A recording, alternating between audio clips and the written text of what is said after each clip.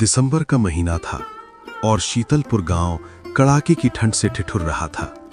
जहां एक तरफ लोग अपने घरों में रजाई में दुबके बैठे थे, वहीं दूसरी तरफ गांव के एक पुराने मकान में एक गरीब परिवार था, जिसके पास ठंड से बचने के लिए न तो पर्याप्त कपड़े थे और ना ही सर पर पक्की छत। इस झोपड़ी में रहता था माधव, एक गरीब मजदूर। माधव के पास न तो अपनी जमीन थी, न ही कोई जमा पूंजी। उसके पास अगर कुछ था तो वो था उसका छोटा सा परिवार, उसकी पत्नी सुधा और उसकी 7 साल की प्यारी बेटी गुड़िया। माधव की जिंदगी का बस एक ही मकसद था, अपने परिवार का पेट भरना। वो गांव के एकमात्र कपड़ा व्यापारी सेठ कुंदनमल की दुकान पर काम करता था।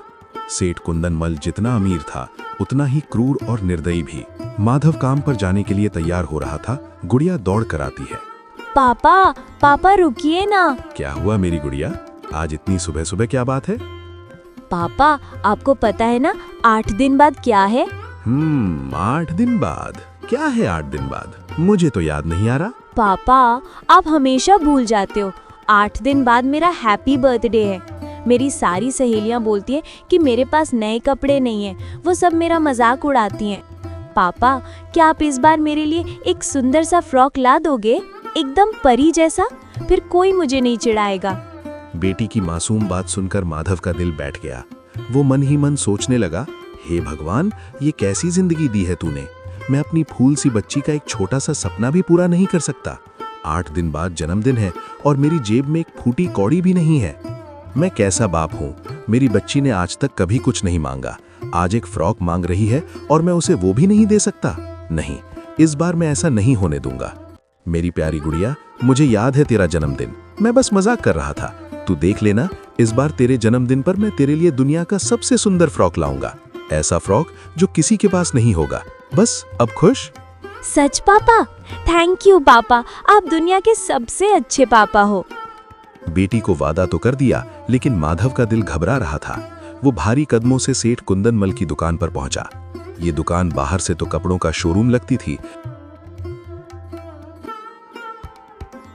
लेकिन पीछे एक अंधेरा गोदाम था जहां माधव जैसे मजदूर दिन रात सिलाई करते थे। आ गया नवाब, बड़ा जल्दी आ गया आज।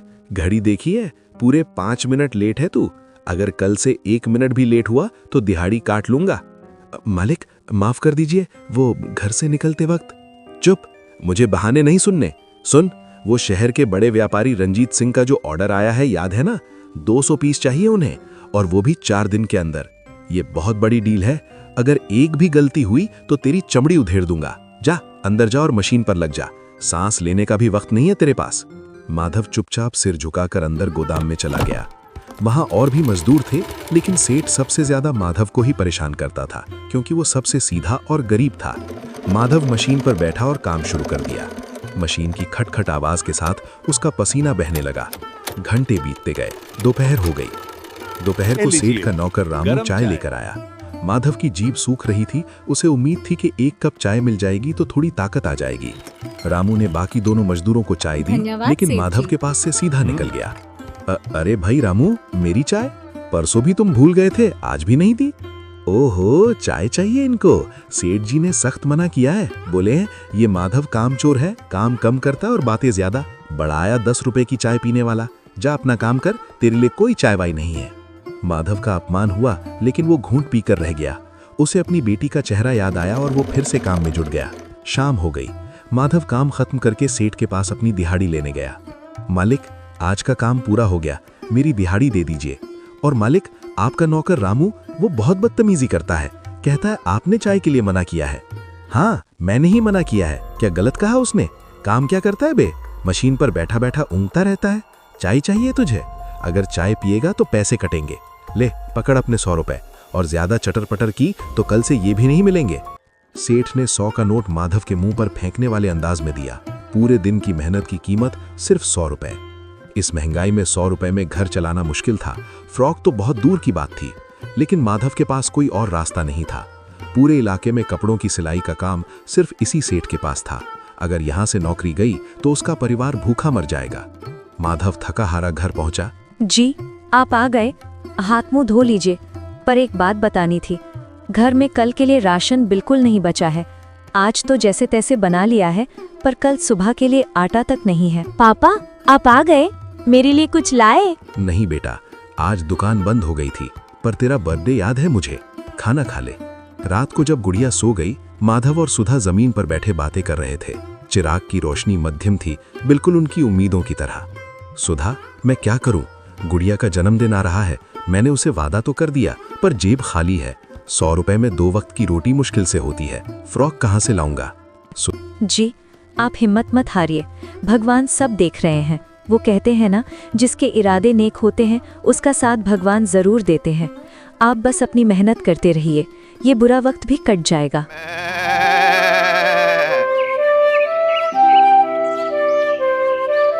माधव गुड़िया के उठने से पहले ही घर से निकल गया। वो अपनी बेटी से नजरें नहीं मिलाना चाहता था। वो दुकान पहुंचा और पागलों की तरह काम करने लगा। उसे लगा शायद ज्यादा काम देखकर सेठ खुश हो जाए और कुछ इनाम दे दे। दोपहर बीती, शाम हुई। जब बाकी मजदूर जाने लगे, माधव फिर सेठ के पास गया। मालिक, आज की दिहाड़ी? अरे रुक जा भाई, अभी कहाँ जा रहा है? रंजीत सिंह का ऑर्डर बहुत बड़ा है, मुझे एक भी दिन की देरी नहीं चाहिए। सुन, आज तुझे घर नहीं जाना, आज रात भर यहीं रुककर काम करना पड़ेगा। नाइट शिफ्ट लगा। मालिक, रात भर? पर मैं बहुत थक गया हूँ, कल सुबह से लगातार काम कर रहा हूँ, अगर आराम नहीं किया तो बीमार पड़ जाऊंगा। अरे बीमार कुछ नहीं होगा, जवान आदमी है तू। देख, मैं तुझ पर भरोसा करता हूँ, तू मेरा सबसे पुराना कारीगर है। अगर तू ये काम कर देगा तो मैं खुश हो जाऊंगा, और खुश होकर मैं तुझे शायद कुछ एक्स्ट्रा पैसे भी दे दूं। समझ रहा है ना? पैसे की बात सुनकर माधव के कान खड़े हो गए। उसे लगा शायद यही मौका है फ्रॉक के पैसे कमाने का। ठीक है मालिक, आप कहते हैं तो मैं रुक जाता हूँ, मैं पूरी रात काम करूंगा। शाबाश, ये हुई ना बात। सुन, सुबह तक मुझे 70 पीस तैयार चाहिए। 70 से एक भी कम हुआ तो 1 रुपया नहीं दूंगा, समझ गया? चल लग जा काम पर। सेठ अपनी गद्दी पर जाकर आराम से सो गया, और इधर माधव ने अपनी मशीन फिर से चालू कर दी। खट खट खट। रात गहराती गई, सन्नाटा छा गया। माधव की आंखें नींद से जल रही थी, पेट भूख से कुलबुला रहा था, लेकिन वो रुका नहीं। वो एक पल के लिए भी अपनी जगह से नहीं उठा। उसके दिमाग में बस एक ही तस्वीर थी, गुड़िया का मुस्कुराता हुआ चेहरा और वो नया फ्रॉक। सुबह की पहली किरण के साथ माधव ने आखिरी टांका लगाया। उसने गिनकर देखा, पूरे 70 पीस तैयार थे। उसका शरीर अकड़ चुका था। वो लड़खड़ाते हुए सेठ के पास गया, जो अभी अभी सोकर उठा था। काम हो गया, पूरे 70 पीस तैयार है। रंजीत सिंह का ऑर्डर पूरा हो गया। अच्छा, ठीक है, रख दे वहां, और अब निकल यहां से। मालिक, वो 2 दिन की दिहाड़ी, कल का दिन और आज पूरी रात का, कुल मिलाकर 200 रुपए बनते हैं। मालिक, दे दीजिए, घर पर राशन नहीं है। क्या पैसे? अबे ओए, दिमाग खराब है क्या तेरा? सुबह सुबह बोहनी के वक्त पैसे मांगने आ गया? अभी दुकान खुली नहीं, एक ग्राहक आया नहीं, और ये भिखारी की तरह कटोरा लेकर खड़ा हो गया। पनहूती कहीं के, चल भाग यहां से, अभी कोई पैसा नहीं मिलेगा। मालिक, ये आप क्या कह रहे हैं? मैंने पूरी रात जागकर काम किया है, आपने वादा किया था। मालिक, मेरे घर में आटा नहीं है, मेरी बच्ची भूखी है, भगवान के लिए ऐसा मत कीजिए। अबे चुप, बड़ा आया भगवान वाला। देख, मेरा दिमाग मत खराब कर।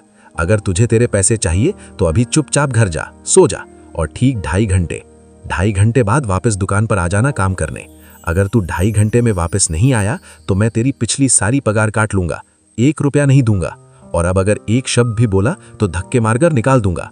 माधव के पैरों तले जमीन खिसक गई। वो इतना थक चुका था कि खड़ा भी नहीं हो पा रहा था, लेकिन सेठ की धमकी ने उसे डरा दिया। वो रोता हुआ खाली हाथ घर की तरफ भागा। उसे घर जाने में ही 15 मिनट लगने थे, फिर खाना, फिर वापस आना। उसके पास सोने का वक्त ही नहीं था।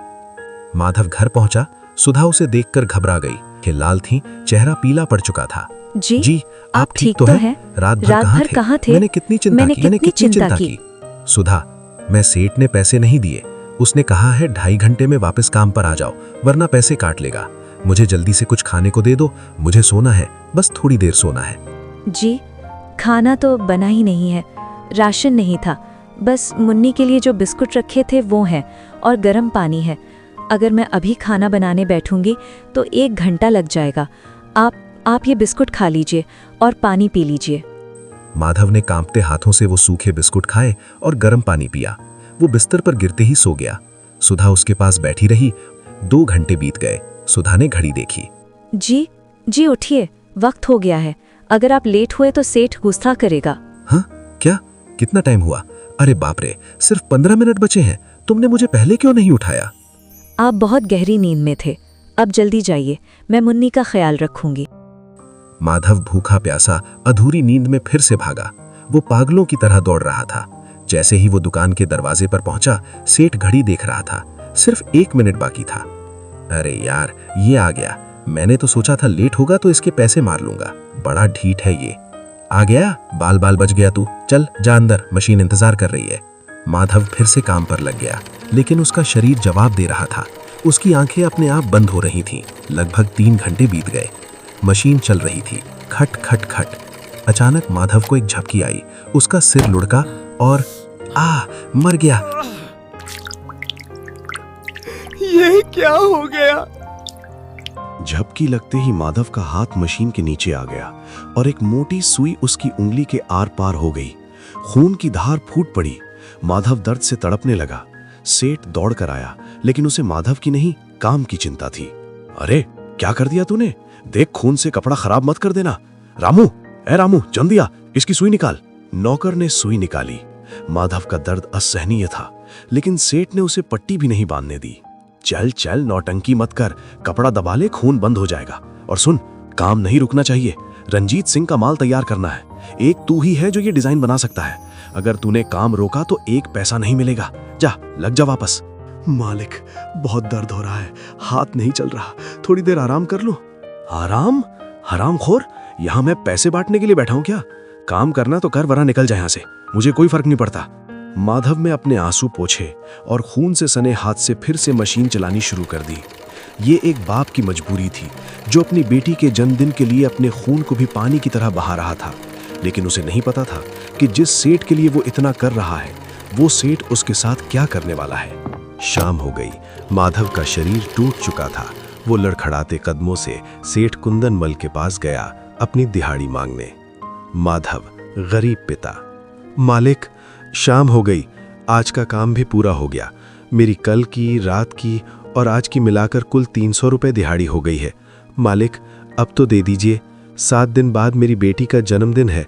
मुझे उसके लिए एक अच्छा सा फ्रॉक लेना है, बाजार जाना है। जैसे ही माधव ने फ्रॉक और पैसे की बात की, सेठ कुंदनमल के दिमाग में एक शैतानी विचार आया। उसने सोचा, ये बेवकूफ़ मजदूर अपने बच्चे के लिए इतना परेशान है, क्यों ना इसका फायदा उठाया जाए। इसी बहाने इससे मुफ्त में और काम करवा लूंगा। सेठ कुंदनमल, अरे माधव, तुम ही क्या याद रखेगा। देख, मैं जानता हूं तू एक बाप है। तेरी बेटी मेरी भी बेटी जैसी है। तू उसके लिए फ्रॉक लेना चाहता है ना? पर सुन, तू जो बाजार से 200-300 वाली फ्रॉक लेगा, वो तो 2 दिन में फट जाएगी और पूरे गांव के बच्चे वही पहनते हैं। क्या तू नहीं चाहता कि तेरी बेटी के जन्मदिन पर वो कुछ ऐसा पहने जो किसी के पास ना हो? मालिक, मैं समझा नहीं। मैं गरीब आदमी हूँ, महंगा कपड़ा कहाँ से लाऊंगा? देख, मेरे पास एक स्कीम है। मैं परसों शहर जा रहा हूँ, वहाँ विदेशी कपड़े आते हैं। एक बहुत ही सुंदर जादुई फ्रॉक है, जिसकी असली कीमत तो 2000 से 3000 रुपए है। लेकिन चूंकि तू मेरा पुराना आदमी है, मैं तेरे लिए वो फ्रॉक सिर्फ 500 रुपए में मंगवा दूंगा। सोच, 3000 का माल सिर्फ 500 में। तेरी बेटी जब उसे पहनेगी तो राजकुमारी लगेगी। क्या सच मालिक? 3000 वाला कपड़ा मुझे 500 में मिल जाएगा? ये तो चमत्कार है। मेरी गुड़िया तो खुशी से पागल हो जाएगी। हाँ भाई, सच कह रहा हूँ। बस तुझे एक काम करना होगा। तेरे 300 रुपए तो मेरे पास जमा हैं ही। तू अगले कुछ दिन और मन लगाकर काम कर। अपनी दिहाड़ी घर मत ले जा, उसे मेरे पास जमा करता रह। जैसे ही कुल 500 रुपए हो जाएंगे, मैं तेरे लिए वो स्पेशल फ्रॉक मंगवा दूंगा। बोल, मंजूर है? मंजूर है मालिक, 100 बार मंजूर है। आप देवता है मालिक। आपने मेरी बेटी के लिए इतना सोचा, मैं और मेहनत करूंगा। भोला माधव सेठ की चाल नहीं समझ पाया। उसे लगा कि भगवान ने उसकी सुन ली है। सेठ मन ही मन हंस रहा था कि कैसे उसने गरीब को बेवकूफ बनाकर उसकी मेहनत गिरवी रख ली। माधव खुशी खुशी घर पहुंचा, लेकिन उसके हाथ खाली थे। उसने सेठ से सिर्फ 100 रुपए मांगे थे घर खर्च के लिए, बाकी सब जमा कर दिए थे। जी, आज भी खाली हाथ? राशन नहीं लाए? सिर्फ 100 रुपए? अरे पगली, तो चिंता मत कर। आज एक बहुत अच्छी खबर है। सेठ जी ने वादा किया है कि अगर मैं उनके पास 500 रुपए जमा कर दूं, तो वो शहर से हमारी गुड़िया के लिए 3000 रुपए वाला विदेशी फ्रॉक मंगवा देंगे। ऐसा कपड़ा जो पूरे गांव में किसी के पास नहीं होगा। सच? 500 रुपए में इतना महंगा कपड़ा? कहीं सेठ झूठ तो नहीं बोल रहा? नहीं नहीं, सेठ जी ने खुद कहा है, वो मेरी मदद करना चाहते हैं। बस हमें कुछ दिन थोड़ी तकलीफ उठानी होगी। क्या हम अपनी बेटी की खुशी के लिए थोड़ा भूखा नहीं रह सकते? पापा सच में? मैं सबसे सुंदर दिखूंगी ना? मैं अपनी सहेलियों को बता दूं? हाँ मेरी जान, तू सबको बता दे, तू उस दिन परी लगेगी। उस रात उस गरीब परिवार ने आधे पेट खाकर गुजारा किया, लेकिन उनकी आंखों में सपने पूरे भरे थे। अगले 7 दिनों तक यही सिलसिला चला। माधव सुबह जाता, जानवरों की तरह काम करता और अपनी दिहाड़ी सेठ के पास जमा कर देता। वो घर पर सिर्फ 50-60 रुपए लाता, जिससे मुश्किल से सूखी रोटी बनती। लेकिन हर रोज वो सेठ से पूछता, मालिक पैसे जुड़ गए ना? और सेठ कहता, हाँ हाँ सब जमा हो रहा है। आखिरकार वो दिन आ ही गया, 8वां दिन, जन्मदिन गुड़िया का। माधव सुबह जल्दी उठा। जन्मदिन मुबारक हो मेरी बेटी। शुक्रिया पापा। आज शाम को जब मैं आऊंगा तो मेरे हाथ में तेरा जादुई फ्रॉक होगा। गुड़िया। थैंक यू पापा, मैं दरवाजे पर बैठकर आपका इंतजार करूंगी। माधव उत्साह के साथ दुकान पहुंचा। उसके कदम जमीन पर नहीं पड़ रहे थे। उसने जाते ही सेठ से पूछा, सेठ जी राम राम, आज मेरी बेटी का जन्मदिन है, आपने वो कपड़ा मंगवा लिया ना? सेठ कुंदनमल, अरे आ गया, इतना उतावला क्यों हो रहा है? वो शहर से आ रहा है, शाम तक पार्सल पहुंच जाएगा। शुक्रिया मालिक, पर सुन, वो कपड़ा तुझे तभी मिलेगा जब तू आज का काम पूरा करेगा। आज मुझे 110 पीस चाहिए और काम में कोई कमी नहीं होनी चाहिए। अगर तूने शाम तक 110 पीस बना दिए तो मैं तुझे फ्रॉक के साथ साथ एक फ्री केक भी दूंगा तेरी बेटी के लिए। जा, शुरू हो जा। 110 पीस बनाना एक दिन में नामुमकिन जैसा था, लेकिन फ्री केक और फ्रॉक का नाम सुनकर माधव में बिजली जैसी फुर्ती आ गई। उसने मशीन चलाई, वो रुका नहीं, उसने पानी नहीं पिया, उसने खाना नहीं खाया, वो बस मशीन चलाता रहा। उसके हाथ मशीन की तरह चल रहे थे। दोपहर बीती, शाम हुई। शाम के 6 बज गए। माधव ने आखिरी पीस तैयार किया। उसने गिनकर देखा, पूरे 110 पीस थे। उसने समय से पहले काम खत्म कर दिया था। वो खुशी खुशी सेठ के पास गया। मालिक, काम हो गया, 110 पीस तैयार है। अब मेरा फ्रॉक और केक दे दीजिए, मुझे घर जाना है, बेटी इंतजार कर रही होगी। अरे बैठ जा भाई, पार्सल वाला आता ही होगा, इतना शोर मत मचा। माधव एक कोने में बैठ गया। 7 बजे, 8 बजे, गाड़ी की हर आवाज पर वो दरवाजे की तरफ देखता। 8:30 बज गए। माधव को चिंता होने लगी। मालिक, 9 बजने वाले हैं, अभी तक नहीं आया। अरे मेरा दिमाग खराब मत कर, देख नहीं रहा मेरा मूड खराब है। आज की पेमेंट फंसी हुई है, तू अपना रोना धोना बंद कर, आ जाएगा। माधव फिर चुपचाप बैठ गया।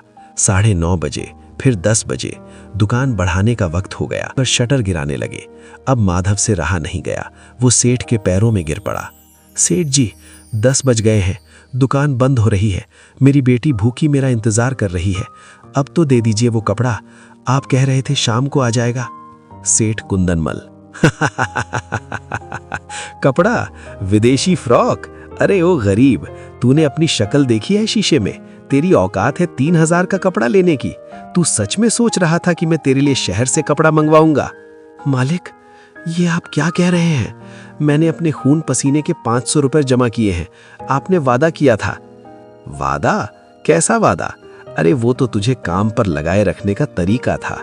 और रही बात 500 रुपए की, तो सुन, तेरा वो कपड़ा आ गया है। सेठ अंदर गोदाम में गया। वहां एक कोने में, जहां चूहे घूमते थे और मकड़ी के जाले लगे थे, एक पुराना मैला कुचैला, तेल और धूल से सना हुआ कपड़ा पोछा जैसा पड़ा था। सेठ ने उसे उठाया और बाहर आया। ये ले। सेठ ने वो गंदा कपड़ा माधव के मुंह पर फेंक दिया। ये है तेरी बेटी का विदेशी फ्रॉक। मैंने इसे बनाने के लिए स्पेशल मिट्टी और धूल का इस्तेमाल किया है, जो सिर्फ तुम जैसे गरीब लोगों के लिए होती है। ले जा इसे और पहना दे अपनी बेटी को। माधव सन्न रह गया। वो गंदा कपड़ा, उसमें से बदबू आ रही थी, वो जगह जगह से फटा हुआ था। उसकी आंखों से आंसुओं का सैलाब फूट पड़ा। उसे यकीन नहीं हो रहा था कि एक इंसान इतना गिर सकता है। सेठ जी, आपने ये अच्छा नहीं किया। आपने मेरे साथ नहीं, एक बाप की भावनाओं के साथ खेला है। आपने मेरी फूल सी बच्ची के जन्मदिन को मातम बना दिया। आपको मेरी गरीबी का मजाक उड़ाते हुए शर्म नहीं आई? अबे चल चल, ज्यादा नाटक मत कर, तेरा खानदान गरीब, तेरी बेटी गरीब, तुम लोगों के लिए यही गंदा चिथड़ा ही काफी है। 1 रुपया नहीं दूंगा तुझे, और खबरदार जो अब यहाँ शक्ल दिखाई तो गोली मार दूंगा। रामू, धक्के मारकर निकाल इसे।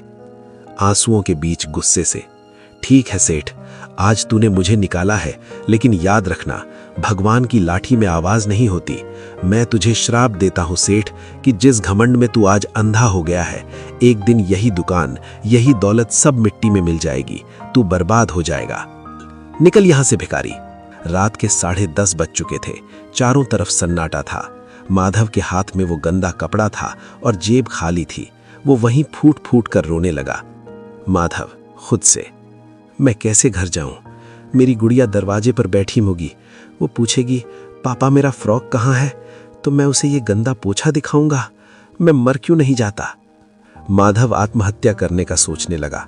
वो हताश होकर सड़क किनारे बैठ गया, लेकिन तभी उसकी नज़र उस गंदे कपड़े पर पड़ी। उसने देखा कि कपड़ा गंदा है, फटा है, लेकिन उसका कपड़ा रेशमी था। शायद ये कभी अच्छा रहा होगा। नहीं, मैं हार नहीं मान सकता। मैंने वादा किया है, अगर सेठ ने नहीं दिया तो क्या हुआ, मैं खुद बनाऊंगा। मैं एक पिता हूं, मैं अपनी बेटी की आंखों में आंसू नहीं आने दूंगा। माधव उठा। पास ही एक सार्वजनिक नल था जहां पानी टपक रहा था। वो वहां गया और उस गंदे कपड़े को पागलों की तरह धोने लगा। उसने रगड़ रगड़ कर सारी धूल और मिट्टी साफ की। कपड़ा साफ हो गया, लेकिन उसमें जगह जगह छेद थे और दाग थे जो नहीं जा रहे थे। अब इन छेदों का क्या करूं? ये तो बहुत भद्दा लग रहा है। तभी उसकी नजर पास के एक बगीचे पर पड़ी। वहां रात की चांदनी में गुलाब, गेंदा और चमेली के फूल चमक रहे थे। माधव के दिमाग में एक बिजली सी कौंधी। हाँ, फूल, मैं इन छेदों को फूलों से ढक दूंगा। ये कुदरत का तोहफा होगा। माधव ने सेठ की दुकान के पीछे कचरे के ढेर में हाथ मारा। वहां उसे कुछ रंग बिरंगे धागे और एक पुरानी जंग लगी सुई मिल गई। उसने बगीचे से ताजे सुंदर फूल तोड़े और फिर सड़क की पीली रोशनी के नीचे बैठकर उसने अपना काम शुरू किया। माधव सुई चलाता रहा। उसने जहां जहां कपड़ा फटा था वहां वहां असली फूल टांग दिए। उसने पत्तियों से डिजाइन बनाई। उसने गंदे दागों को फूलों की पंखुड़ियों से छुपा दिया। वो इतनी बारीकी से काम कर रहा था कि जैसे वो कपड़ा नहीं, अपनी बेटी की किस्मत लिख रहा हो।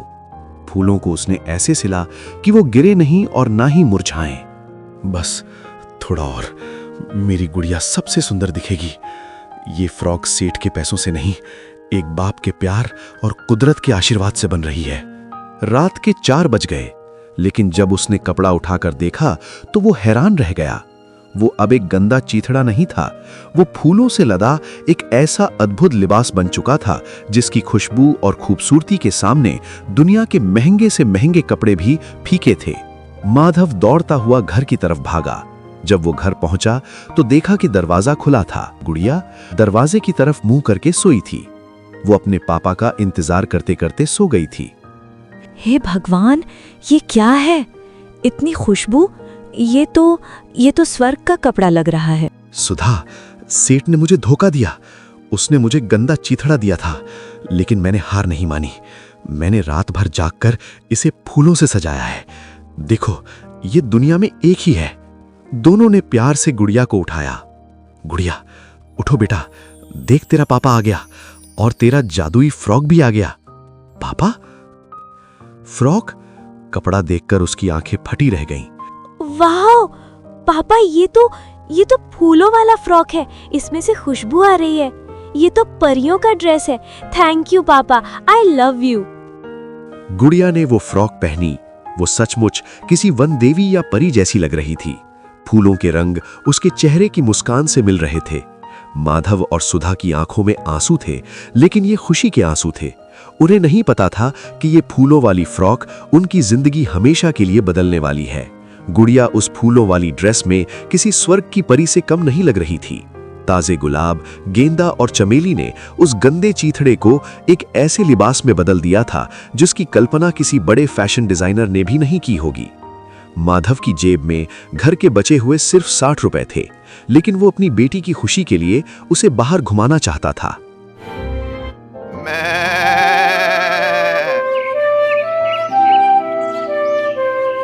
हम पास के बाजार चलते हैं, 60 रुपए में कुछ जलेबी पकोड़े तो आ ही जाएंगे। जैसे ही वो सड़क पर आए, लोग रुक रुक कर उन्हें देखने लगे। गांव की धूल भरी सड़कों पर वो फूलों वाली ड्रेस अलग ही चमक रही थी। जो भी गुड़िया को देखता वो देखता ही रह जाता। अरे भाई, ये माधव की बेटी है क्या? ये इसने क्या पहना है? ये तो असली फूल है, कितनी महक आ रही है। ऐसा कपड़ा तो मैंने अपनी जिंदगी में नहीं देखा। शहर की बड़ी बड़ी दुकानों में भी ऐसा डिजाइन नहीं मिलता। माधव तो बड़ा छुपा रुस्तम निकला। गुड़िया बहुत खुश थी, वो इठलाते हुए चल रही थी। माधव और सुधा का सीना गर्व से चौड़ा हो गया था। वो बाजार पहुंचे, तभी एक चमचमाती हुई काले रंग की लग्जरी कार बुगाटी जैसी बाजार में दाखिल हुई। गांव के लोगों ने आज तक बैलगाड़ी और टूटी हुई जीप देखी थी, ऐसी कार तो सपनों में होती थी। बाप रे, इतनी बड़ी गाड़ी! कहीं हमसे कोई गलती तो नहीं हो गई? कहीं रास्ता तो नहीं रोक रहे हम? व्यापारी जैसा दिखने वाला आदमी जिसने सूट बूट पहना था, उसका नाम था मिस्टर हैरी। हैरी कपड़ों का बहुत बड़ा बिजनेसमैन था और उसकी कई टेक्सटाइल फैक्ट्रियां थी। वो गांव के रास्ते से शहर जा रहा था, लेकिन उसकी नजर गुड़िया की ड्रेस पर पड़ गई थी। एक्सक्यूज मी, सुनिए भाई साहब। माधव डरते हुए आगे बढ़ा। जी साहब, कोई गलती तो नहीं हो गई? नहीं, मैं तो बस ये जानना चाहता हूँ कि ये ड्रेस, ये अद्भुत फ्रॉक आपकी बेटी ने पहनी है, ये आपने कहाँ से खरीदी? ये कौन सा ब्रांड है? पेरिस, मिलान, लंदन? मैंने पूरी दुनिया घूमी है, पर ऐसा डिजाइन जिसमें असली फूलों को कपड़ों के साथ सिला गया हो, मैंने आज तक नहीं देखा। साहब, ये तो कोई ब्रांड नहीं है, ये तो मैंने खुद बनाई है, कल रात को अपने हाथों से। क्या आपने बनाई है? आप मजाक तो नहीं कर रहे? ये नेचर और फैशन का बेमिसाल संगम है। ये तो करोड़ों का आइडिया है। मिस्टर हैरी ने गुड़िया की ड्रेस को पास से देखा। वो फूलों की सिलाई देखकर दंग रह गए। उनके दिमाग में बिजनेस का आइडिया चमकने लगा। भाई साहब, मैं एक कपड़ों का व्यापारी हूँ। मेरी ऑनलाइन वेबसाइट है जहां मैं पूरी दुनिया में कपड़े बेचता हूँ। मैं आपको एक ऑफर देना चाहता हूँ। क्या आप मेरे लिए ऐसे और कपड़े बनाएंगे? आपके लिए? पर साहब, मैं तो गरीब मजदूर हूँ। ये तो मैंने मजबूरी में बनाया था। मजबूरी ने आपको कलाकार बना दिया। सुनिए, अगर आप मेरे लिए ऐसे कपड़े बनाएंगे तो मैं आपको एक पीस के बदले 3000 रुपए देने को तैयार हूँ, नकद। 3000 एक फ्रॉक के? साहब, सेठ कुंदन मल तो मुझे 100 रुपए दिहाड़ी देते थे। आप मजाक तो नहीं कर रहे? मैं मजाक नहीं करता। अगर आपको यकीन नहीं है तो मुझे अभी एक डेमो दीजिए। आपका घर कहाँ है? मैं देखना चाहता हूँ कि आप इसे कैसे बनाते हैं। माधव मिस्टर हैरी को अपनी छोटी सी झोपड़ी में ले गया। मिस्टर हैरी ने देखा कि घर में कुछ नहीं है, लेकिन वहां फूलों की खुशबू थी। माधव और सुधा ने तुरंत काम शुरू किया। सुधा दौड़कर बगीचे से ताजे फूल लाई। माधव ने एक सादा कपड़ा लिया और मिस्टर हैरी के सामने ही सुई धागे से फूलों को टांकना शुरू किया। मिस्टर हैरी बिना पलक झपकाए देख रहे थे। माधव की उंगलियां जादू की तरह चल रही थी। आधे घंटे के अंदर उसने एक साधारण से रुमाल को फूलों का गुलदस्ता बना दिया। तुल नहीं है, ये तो जादू है। मिस्टर हैरी ने तुरंत अपने महंगे फोन से उस फ्रॉक की फोटो खींची और अपनी ऑनलाइन शॉपिंग वेबसाइट पर अपलोड कर दी। उन्होंने नीचे लिखा, दुनिया की पहली नेचुरल फ्लावर ड्रेस, सीमित स्टॉक। अरे बाप रे माधव भाई, देखो, फोटो डालते ही आधे घंटे में 1000 से ज्यादा ऑर्डर आ गए हैं। लोग पागल हो रहे हैं। उन्होंने 5000 रुपए में भी खरीदने की बुकिंग कर ली है। मैं आपको हर पीस का 3000 रुपए दूंगा। माधव और सुधा को अपने कानों पर विश्वास नहीं हुआ। 1000 ऑर्डर यानी लाखों रुपए। मिस्टर हैरी ने अपनी ब्रीफकेस से नोटों की गड्डियां निकाली और माधव के हाथ में थमा दी। और जितना बना सको बनाओ, सब बिक जाएगा। ये लीजिए 1 लाख रुपए एडवांस। कच्चा माल मंगाओ, फूल मंगाओ और काम शुरू करो। आज से आप मेरे बिजनेस पार्टनर हैं। हे भगवान, ये तेरा कैसा चमत्कार है। कल रात मैं आत्महत्या करने जा रहा था और आज मेरे घर में लक्ष्मी बरस रही है। शुक्रिया साहब, शुक्रिया। 5 महीने बाद माधव का साम्राज्य। वक्त का पहिया घूमा और इस बार किस्मत ने माधव का साथ दिया। माधव, सुधा और गुड़िया ने दिन रात मेहनत की। पहले वो दिन के 2-3 फ्रॉक बनाते थे, फिर उनका हाथ ऐसा जमा कि वो एक दिन में 15-20 फ्रॉक बनाने लगे। उनकी रोज की कमाई 50,000 से 60,000 रुपए तक पहुंच गई। 5 महीने बीत गए। वो टूटी हुई झोपड़ी अब गायब हो चुकी थी। उसकी जगह एक आलीशान पक्का मकान खड़ा हो गया था। माधव ने गांव के बाहर 50-60 एकड़ जमीन खरीद ली थी। उसने उस जमीन पर रंग बिरंगे फूलों की खेती शुरू करवा दी थी। लाल गुलाब, पीले गेंदे, नीले ऑर्किड, पूरा खेत इंद्रधनुष जैसा लगता था। अब माधव गरीब मजदूर नहीं बल्कि इलाके का सबसे बड़ा फ्लावर किंग बन चुका था। उसके घर के बाहर भाड़ियां खड़ी रहती थीं। दूसरी तरफ सेठ कुंदनमल का बुरा वक्त शुरू हो चुका था। जब से माधव ने नौकरी छोड़ी थी, सेठ का सबसे हुनरमंद कारीगर चला गया था। सेठ के बनाए कपड़े अब कोई नहीं खरीदता था क्योंकि उनकी क्वालिटी गिर गई थी। रणजीत सिंह ने भी घटिया माल के कारण सेठ का कॉन्ट्रैक्ट कैंसिल कर दिया था। सेठ कर्जे में डूब गया था। दुकान पर ताला लगने की नौबत आ गई थी। बर्बाद हो गया मैं। रंजीत सिंह ने पेमेंट रोक दी। बैंक वाले घर नीलाम करने की धमकी दे रहे हैं। क्या करूं? सुना है वो माधव, वो बेकारी लब करोड़पति बन गया है। उसकी फूलों वाली ड्रेस बहुत बिक रही है। साला मेरी ही दुकान में काम करता था, मेरा ही नमक खाया और आज मुझसे बड़ा सेठ बन गया। नहीं, मुझे उसके पास जाना होगा। शायद वो पुरानी जान पहचान के कारण मेरी मदद कर दे। सेठ कुंदनमल, जो कभी माधव को धक्के मार के निकालता था, आज फटे हाल स्थिति में माधव के आलीशान घर के गेट पर खड़ा था। अंदर 5-6 नौकर काम कर रहे थे। माधव सोफे पर बैठा हिसाब लगा रहा था। माधव भाई, ओ माधव भाई, पहचान रहे हो ना? मैं तुम्हारा पुराना सेठ कुंदनमल। आओ सेठ जी, कैसे आना हुआ? मैं तो आपको कभी नहीं भूल सकता। माधव भाई, देखो वक्त बदल गया है। आज तुम राजा हो, मैं फकीर हो गया हूँ। मेरा धंधा चौपट हो गया है। मैं सोच रहा था, हम तो पुराने जिगरी दोस्त हैं ना। मैंने तुम्हें काम दिया था जब तुम्हारे पास कुछ नहीं था। क्या तुम मुझे भी अपने इस नए बिजनेस में शामिल कर लोगे? मैं तुम्हारा मैनेजर बन जाऊंगा, या फिर मुझे भी ये फूलों वाली ड्रेस बनाना सिखा दो, हम मिलकर काम करेंगे। सेठ की बेशर्मी देखकर सुधा से रहा नहीं गया।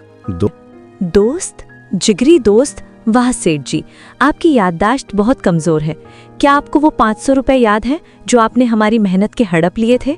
क्या आपको वो गंदा चिथड़ा याद है जो आपने मेरे पति के मुंह पर फेंका था? आपने कहा था गरीबों के लिए यही स्पेशल मिट्टी वाला कपड़ा है। सेठ कुंदनमल, अरे भाभी जी, वो तो मजाक था, पुरानी बातें छोड़िए ना।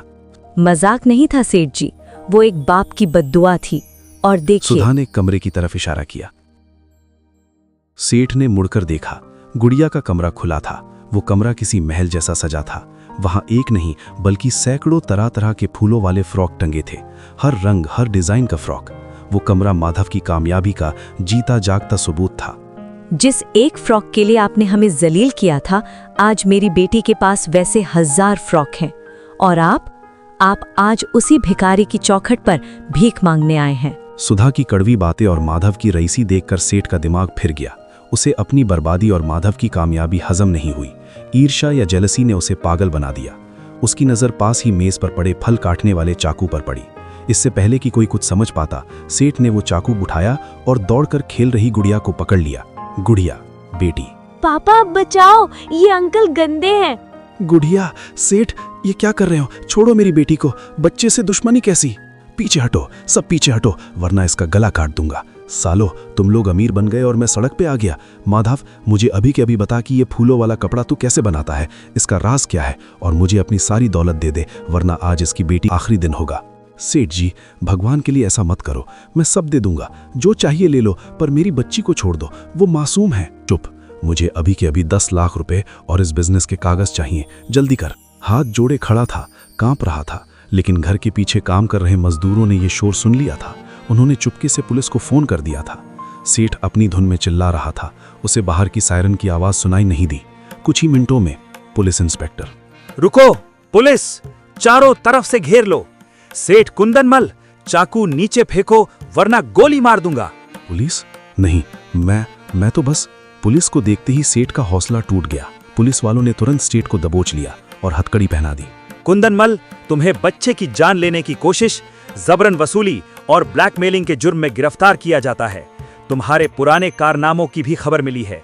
अब तुम लंबी छुट्टी पर जेल जाओगे। ले जाओ इसे। सेठ जी, याद है आपने कहा था कि गरीबों के लिए स्पेशल मिट्टी होती है? आज वो मिट्टी आपके माथे पर लगी है। इंसान को कभी अपने वक्त पर घमंड नहीं करना चाहिए, क्योंकि वक्त कब करवट ले ले कोई नहीं जानता। सेठ को उम्र कैद की सजा हुई। उसकी दुकान नीलाम हो गई। दूसरी तरफ माधव का फूलों का बिजनेस पूरी दुनिया में मशहूर हो गया। उसने एक ट्रस्ट बनाया जिससे वो गरीब बच्चों को मुफ्त में अच्छे कपड़े देता था, ताकि किसी और बाप को वो दिन ना देखना पड़े जो उसने देखा था।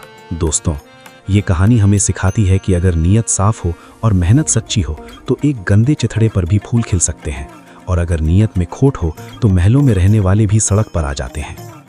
तो भाई लोग, सबसे पहले मैं आपको दिल से शुक्रिया कहना चाहता हूँ कि आप लोगों ने मेरी वीडियो देखी, और मैं आप सबको ये बताना चाहता हूँ कि ये वीडियो मैं अकेले बनाया हूँ। अगर मेरे से कुछ गलती हो जाए, ऐसा हो जाए जो आपको अच्छा ना लगे, तो प्लीज़ हेट मत करना। अकेले ही वीडियो बनाता हूँ। तो आपको ये वीडियो कैसा लगा कमेंट में ज़रूर अपनी राय देना, और बस अगर इसमें कुछ गलती हो जाए तो मेरे को माफ़ कर देना, ठीक।